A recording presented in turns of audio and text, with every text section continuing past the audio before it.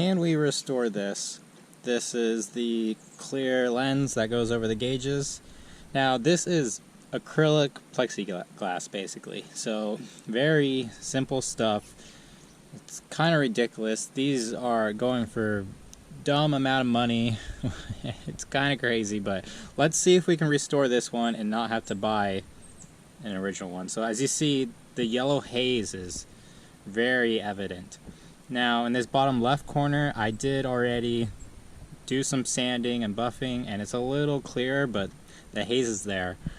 And I think at this point the haze is always going to be there. All I can do is just make it a little better. So let's see how good I can do, if any. So when I rub my finger along this, it is gritty. There's some texture into it. Now, if you're doing this, try to do just a polish first. And if a polish is all that your lens needs, stick with that. But if the polish is not removing the haze, that's when you need to get more aggressive. So you can do some wet sanding, maybe with 1000, and see how it goes from there. From already trying it, it's not really happening. I'm just going to go straight to dry 400, just like you're buffing out and polishing headlights. So let's see if we can remove this haze. So with some 400 dry, it's all cloudy now and it's all a haze, but we still have this yellow haze in the middle. Now yellow haze is a lot harder to remove from something like acrylic because it's a chemical reaction that's happening. So I can only chop off the top layer, whatever's on the top layer, with sandpaper. But if it's bedded into the acrylic by now, there's not going to be much I can do. But I'll go to a heavier grit and just keep going, see what happens. Alright, so I did this top left side just now, and I mean in the camera you can really, it doesn't look as good, but you can see, so this right one here has a little bit of yellow. This one, the yellow went away, now it's just not clear. So again, that's just the haze that kind of chemically bonded itself with this acrylic plastic. But it's a little better, so let's go ahead and do that, and it will get rid of that yellow tint to it. So after playing around with it, start with a 220 dry grit here. That was the coarsest I was willing to go, because if you go too coarse, you're not going to be able to get those sand scratches out. So it's a fine game here.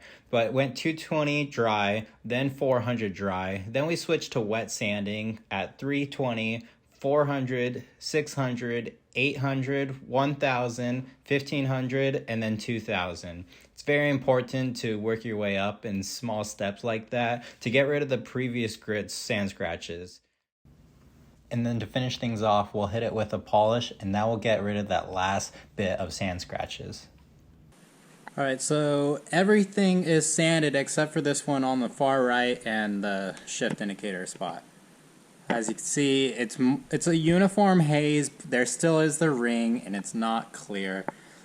I think this is as good as it gets. Alright, hopefully you'll be able to see, but yep, it is all hazy, which is normal after wet sanding. So I'm just going to throw some polish on here. And I'm going to be a little generous since it is hazy and yellow.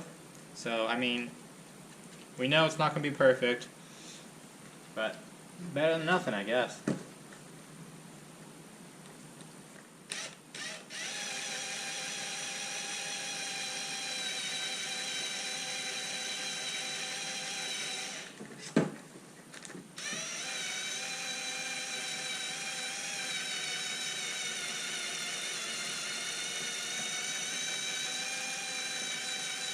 So with plastic, you want to make sure you don't burn it up.